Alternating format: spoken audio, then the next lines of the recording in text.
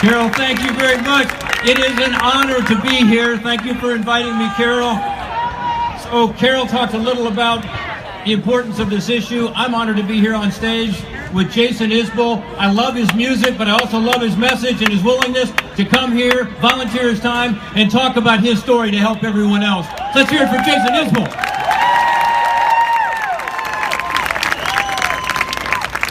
So we also have a lot of other folks here, Sheryl Crow and others are going to hear from in a minute. Of course. I'm here to talk to you about the importance of what you're doing. The real stars in this show, actually not the people playing, it's you. Each and every one of you who have come here to break the silence. Thank you. You come here to have your voices heard on Capitol Hill, at the White House, every corner of this country. Thank you.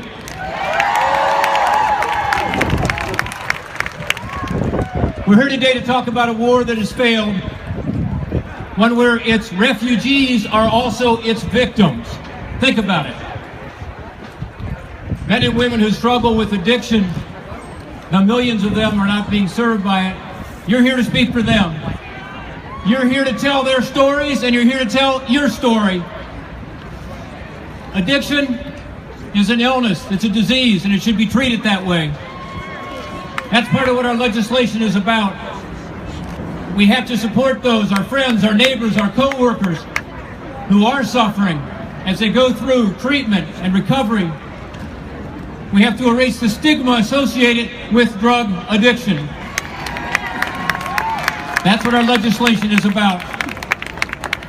The challenge is to be sure that we are dealing with addiction with love and faith, communities coming together, not a war that tears communities apart and turns victims into criminals. That's our goal. By the way, addiction knows no political party. Republicans and Democrats and liberals and conservatives and independents and libertarians and vegetarians, we need to all come together in this cause. Do you agree?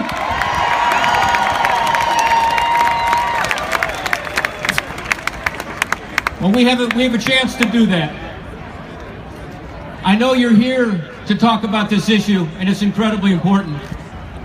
I know you're also here to go up to Capitol Hill tomorrow to talk to your legislators. Break the silence by talking to your legislators about this issue.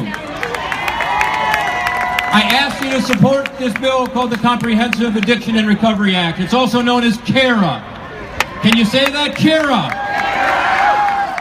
C-A-R-A. So tomorrow, I hope you'll talk to your elected representatives and say, let's support CARA because it is a comprehensive approach.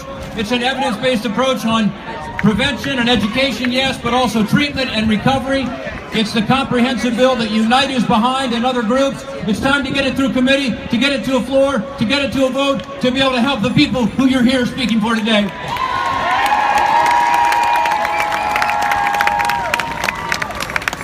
Just as you're here making your voices heard, make sure your representatives hear that voice. We are told, folks, that addiction costs our economy $700 billion every year. $700 billion. Increased healthcare costs, loss in productivity, the cost of policing and prosecution, $700 billion. But addiction costs us something else too. It costs us in dreams that are never fulfilled, in families torn apart, in lives lost. We don't measure our success in dollars and cents. We measure our success in empty jail cells. We measure our success in the number of people who never have to struggle with drug abuse in the first place. We measure our success in the moms and dads who beat addiction, come back to their kids. That's how we measure success.